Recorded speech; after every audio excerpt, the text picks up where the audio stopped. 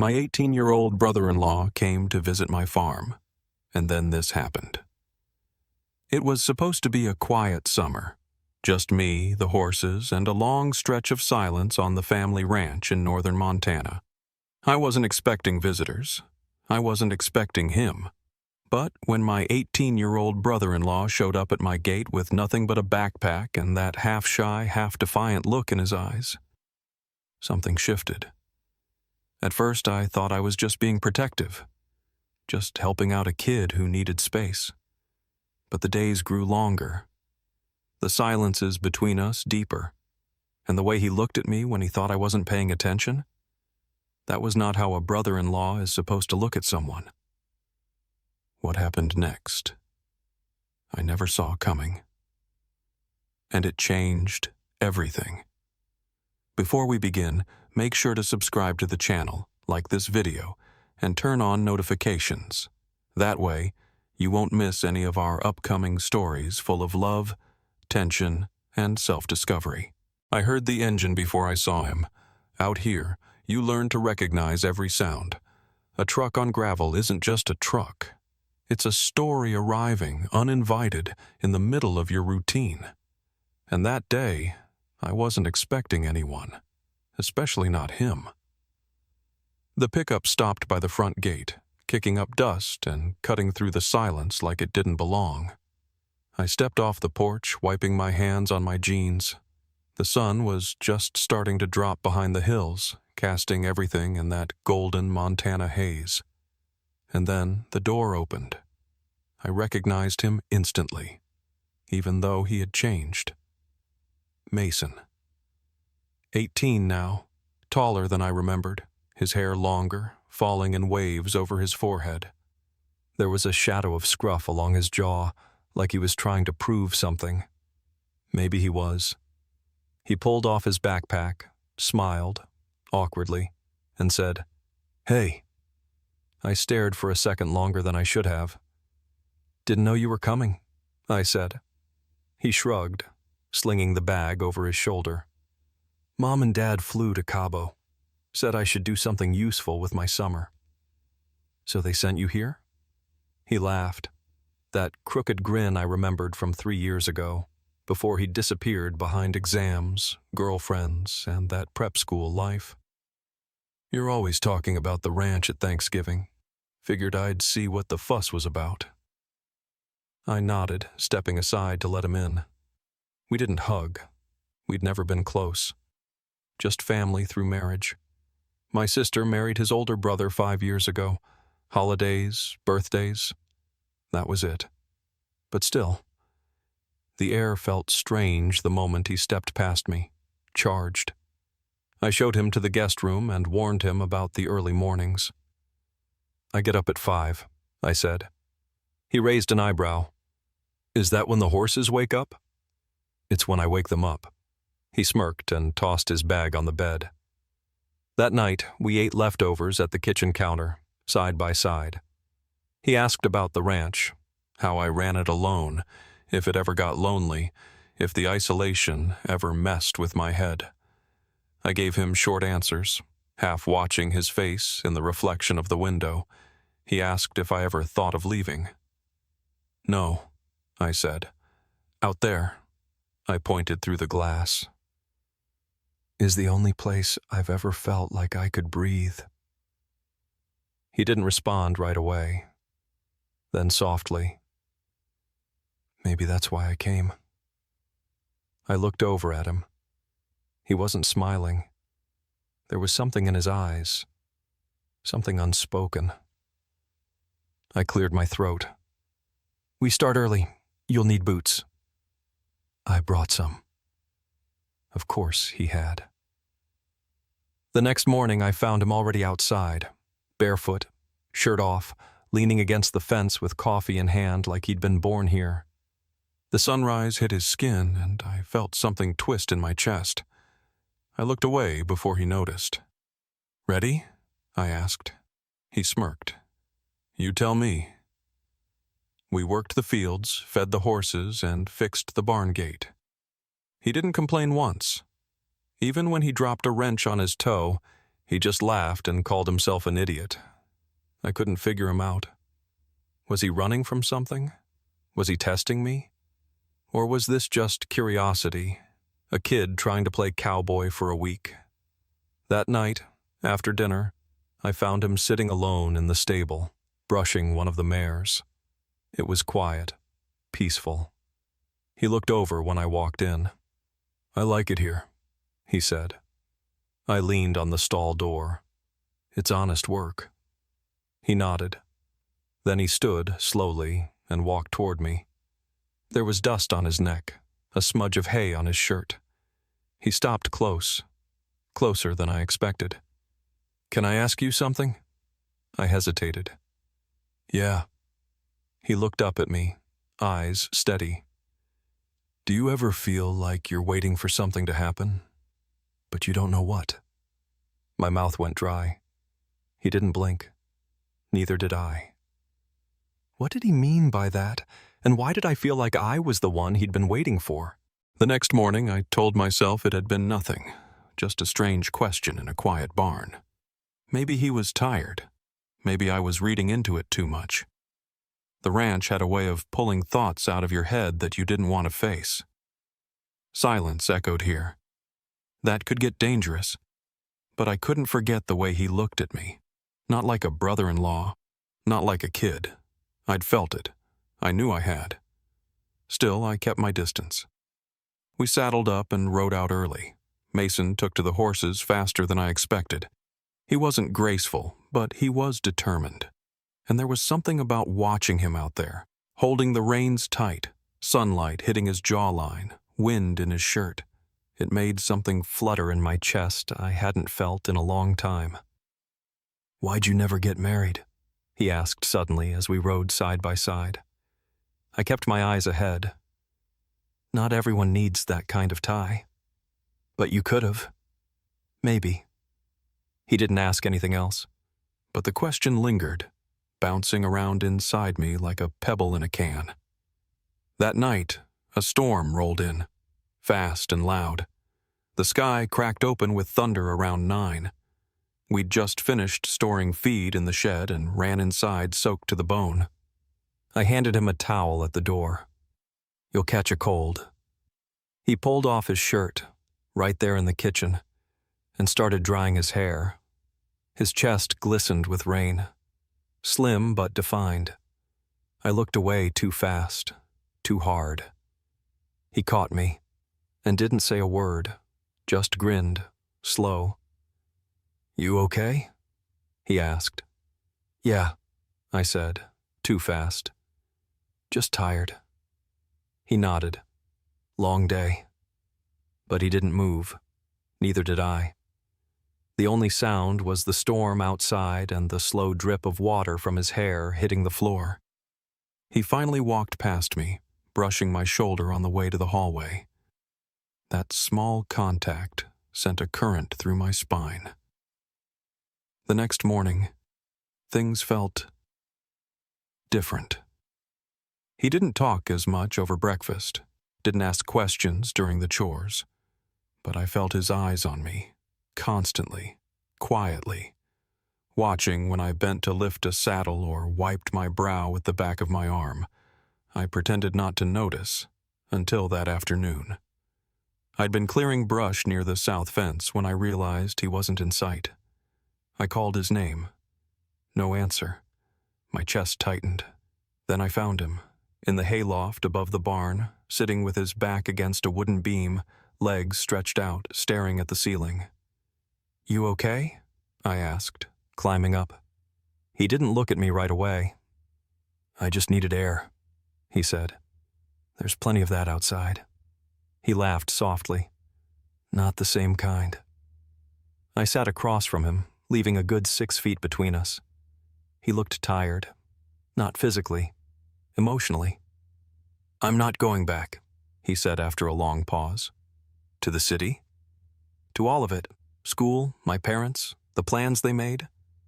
I studied him. "So, what are you going to do?" He looked at me then. Really looked at me. "I don't know. That's the truth. But I know how I feel when I'm here, and when I'm with you." The words hung in the air like smoke. I should have said something, but I didn't, because I couldn't, because I felt it too. He leaned forward just slightly.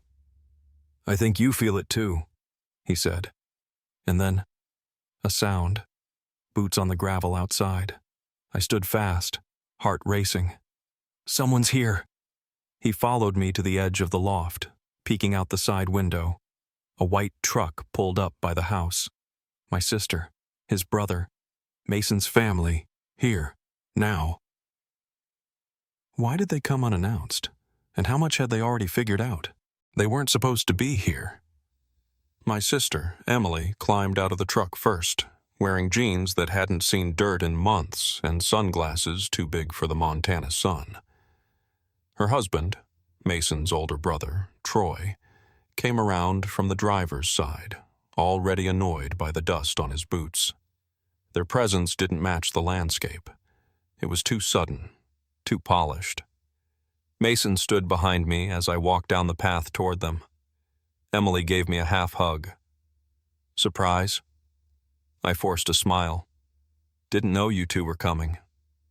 She waved her hand like it didn't matter. "Last-minute flight. Thought we'd check on the baby brother and see how the cowboy life is treating him." Troy looked past me toward the barn. "He's still alive?"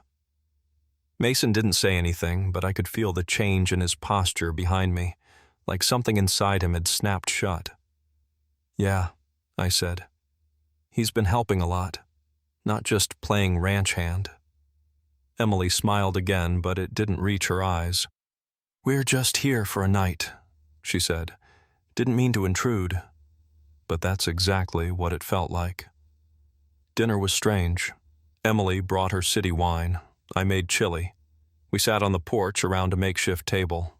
Mason barely spoke. His eyes darted between his brother and me like he was bracing for something. At one point, Troy asked, "So, how's school going?" Mason shrugged. "Haven't decided if I'm going back," Troy scoffed. "You don't decide. That's not how life works." I watched Mason's jaw tighten. He dropped his spoon and stood.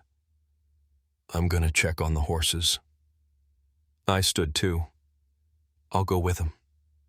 Troy raised an eyebrow but didn't say anything. As we walked across the gravel path toward the barn, Mason didn't look at me. "You okay?" I asked.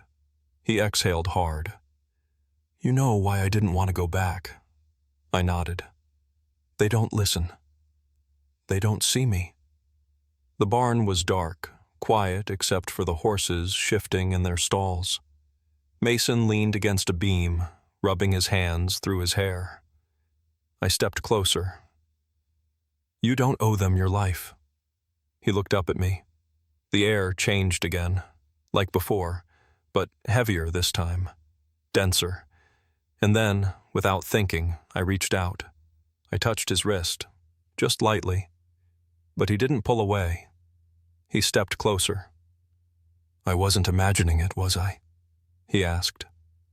"No." We were so close I could feel the heat from his skin. His breath had slowed. I should have stepped back, but I didn't. Because I didn't want to. And then, he touched my side. Fingers light, hesitant, but deliberate. I let out a breath I hadn't realized I was holding. "I don't care what they think," he said. "They'll hate me," I whispered. "Maybe," he said. "But I'm not scared anymore." A noise cut through the tension, the back door slamming. Voices, laughter. Emily and Troy headed to their car to grab something. Mason dropped his hand fast. We stepped back. But the distance couldn't undo what had just passed between us. He turned away. "I should get some air." I nodded, swallowing hard. "Yeah." He walked out into the night, head down. I stayed there, alone in the barn, pulse still pounding, wrist still tingling where his hand had been. Back inside, Emily poured more wine. Troy joked about city traffic and leather seats. I smiled, but my head was somewhere else. Somewhere back in that barn.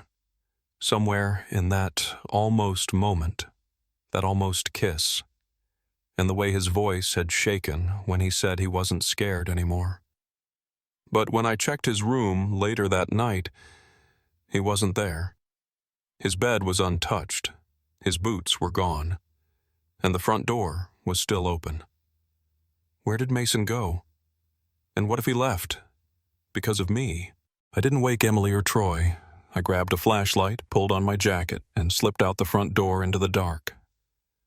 The storm clouds from earlier were still hanging low.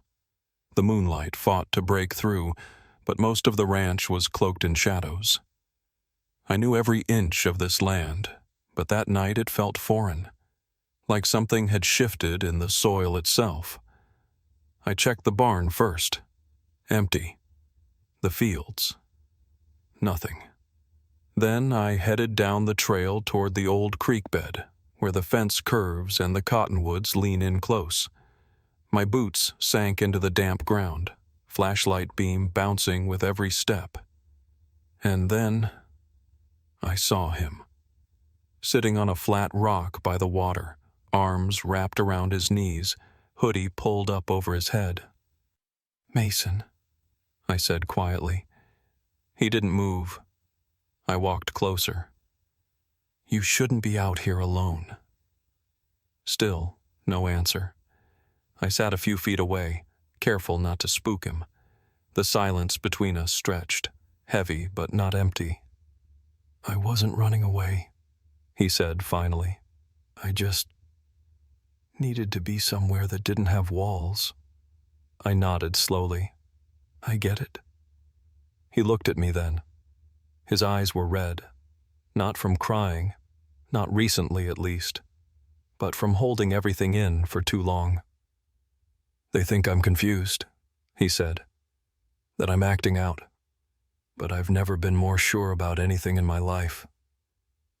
I kept my voice calm. "About what?"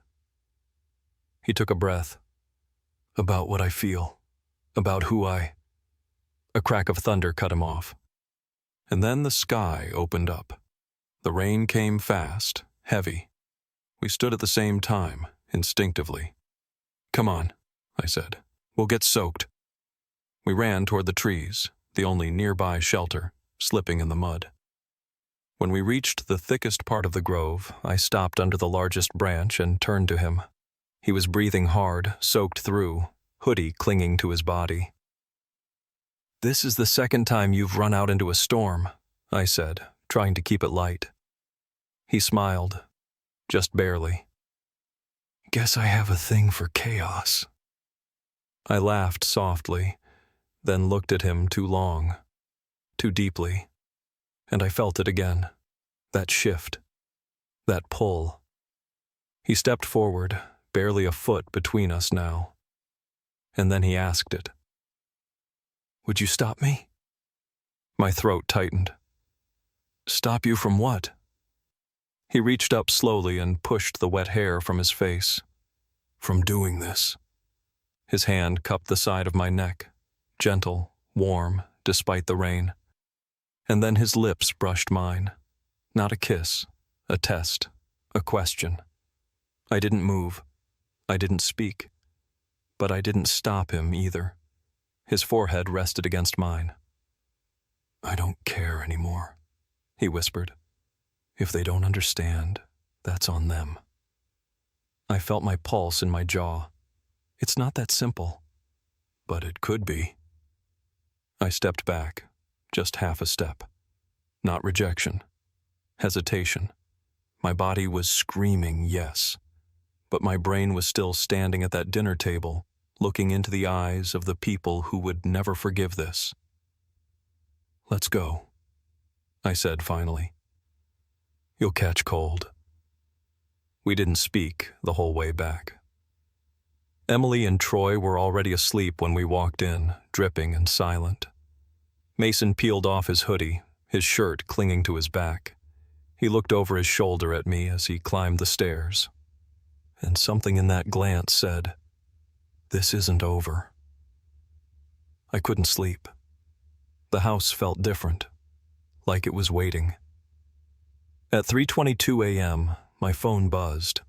A text. From Mason. Just one line.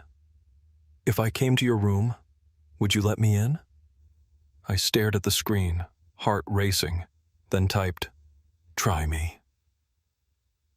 The hallway creaked. A shadow paused by my door. Then fingers curled around the edge. Did he step inside? And what happens when secrets stop being secrets? The door didn't creak. He opened it slowly, like he already knew the weight of what he was doing. And when Mason stepped into my room, barefoot, damp curls still clinging to his forehead, everything inside me froze, and then collapsed at once. He didn't say anything. He just looked at me. The kind of look that doesn't ask for permission but hopes it's granted. I sat up in bed. The blanket slipped down my chest, my heart pounding so loud it hurt. "I couldn't sleep," he said, voice low, almost guilty. "Me neither." He stood there, unsure. So I lifted the blanket, and he came. Not fast, not urgent, carefully, like stepping into a space we'd both imagined too many times to count. He sat beside me, eyes locked on mine, his hand finding my wrist. The same spot I'd touched days ago in the barn. This time, he didn't let go. I leaned forward, and we kissed. Not hard, not desperate, just real, slow. His hand rested on my neck, thumb at my jaw, as if trying to memorize the shape of who I was. And I let him. All the noise, the guilt, the fear, the rules, melted under his touch. We lay down, fully clothed, tangled in something too fragile to name. No words, no promises, just breath and warmth and the simple miracle of being seen. He fell asleep with his head on my shoulder. And for the first time in years, I didn't feel alone. Morning light hit hard, too bright, too honest. Mason was still asleep when I heard it. The back door slamming shut. Voices downstairs, too many. Then Troy, loud, angry. "Mason?" I slipped out of bed, heart racing, pulling on a shirt. "Mason!" he shouted again. "Where the hell are you?" Mason woke instantly, eyes wide. "We have to—" Too late. Troy's footsteps thundered up the stairs.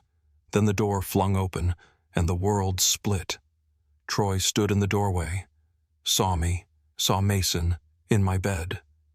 Mason bolted upright. Troy's face went pale, then red, then something worse. "What the hell is this?" I stood, chest tight. "Troy, you're supposed to be his family. What did you do to him?" Mason shouted. "He didn't do anything to me." "Shut up!" Troy lunged. I stepped between them, my hand on his chest. "Don't touch him." Emily was behind him now, eyes wide with disbelief. "Mason," she said, "please tell me this isn't what it looks like." He stepped beside me.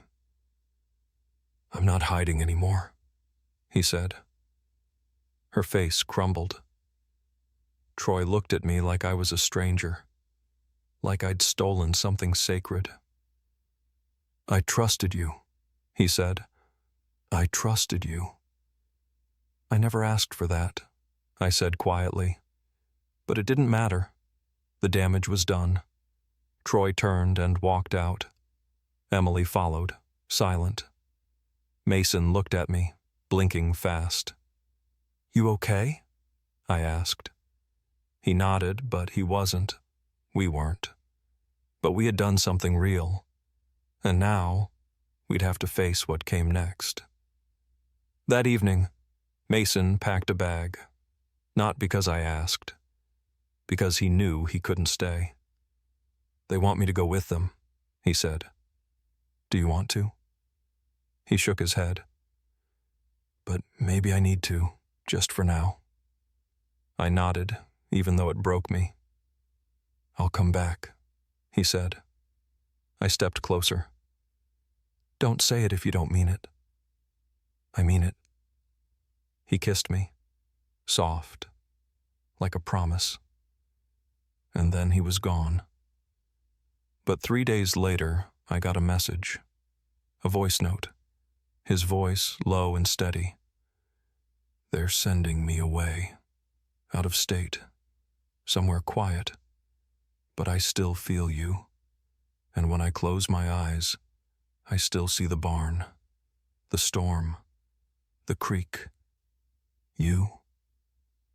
I don't know what happens next, but I know what I want, and it's you. What do I do now, and how long can someone wait before it's too late? The silence was the hardest part. The house felt bigger without him, the hallway longer, the pillow beside mine far too empty. For days I tried to keep things normal, feeding the horses, making the coffee extra strong, sticking to routine like it could anchor me. But everything reminded me of him. The way he used to laugh when he messed up the animals' names, how he'd go quiet when the sky started turning pink at dusk, and the way he looked at me. I'd listened to that voice message at least 20 times. When I close my eyes, I still see you. He didn't know it, but I still saw him too. Everywhere. It happened on a Tuesday. I was in the barn, fixing a loose hinge on the gate. Late afternoon, golden light slipping between the boards, when I heard footsteps, steady, certain. I turned, expecting a neighbor or maybe someone lost, but it was him, Mason, wearing the same worn backpack, the same jacket from the first time he'd arrived. But now, he was different, taller somehow, calmer in the eyes. You came back, was all I managed. He nodded. My brother hates me. My mom's pretending nothing happened. But I didn't come here for them this time. I dropped the wrench and walked over to him. You didn't have to come now. But I wanted to come now. He stopped just in front of me. Everything in me said to come back. I tried to take a breath, but my throat was too tight. We made things complicated, Mason. It's not impossible, he said. It's just hard, and everything worth it usually is. I laughed softly. You sound older than I do now. He grinned. Maybe I grew up on the road. We stood in silence for a moment. The wind moved through the hay. The swallows flew low. Everything around us felt ready to change. Do you still want me here? He asked. I didn't hesitate. Yes. He stepped forward, and I met him halfway. This time the kiss was different. No fear, no secrets. Just the release of everything we'd held in for far too long. In the months that followed, he stayed. It wasn't easy. There were looks, whispers, awkward questions. Troy stopped speaking to me. Emily tried to stay in touch, but always from a safe distance. But Mason, he built something here. He helped with the fences, took care of the animals, learned how to bake my grandmother's bread recipe. He laughed more, slept deeper, and every night he came back to my bed, without hiding. The first time he held my hand in public was at the town fair. I thought I'd pull away, but I didn't. I just smiled and held on. Today, almost a year later, I'm writing this from the porch while Mason feeds the younger colts. He's humming a tune off-key, not caring who hears. He's my home now, and I've learned that we don't always get to choose who walks into our life, but we do get to choose who we let stay. I chose him, and he chose me back. If this story made you feel something, I want to leave you with this. How many times have you stopped yourself from living something real just because you were afraid of what others might say? How many times have you hidden the thing that made you happy just to fit inside someone else's silence? Maybe it's time to stop. Maybe this is your moment to open the door, to let someone in. And if this touched your heart, subscribe to the channel, leave a like, and turn on notifications. Share it with someone who needs to hear that love, real love, is never wrong. It's just rare. And when it happens, it's worth everything.